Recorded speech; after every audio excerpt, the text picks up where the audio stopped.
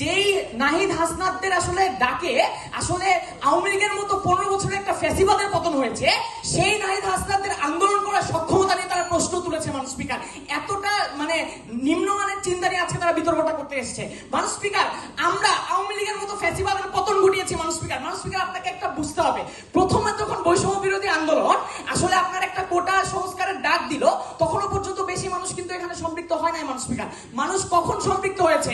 যখন হাসিনা পুলিশ দিয়ে পিটিয়েছে মানুষ স্পিকার, যখন হাসিনা গুলি চালিয়েছে মানুষ স্পিকার, তখন সাধারণ জনগণ সম্পৃক্ত হয়েছে মানুষ স্পিকার। এই যে আজকে এনসিপি মার খেয়েছে মানুষ স্পিকার, এইটার মাধ্যমে এনসিপির জনপ্রিয়তা বাড়তেছে মানুষ স্পিকার, এইটার মাধ্যমে এনসিপির মিছিলগুলোতে মানুষ আসতেছে মানুষ স্পিকার। আজকে মানুষ স্পিকার এখনো পর্যন্ত জামাত কোনো আন্দোলনের ডাকই দেয়নি।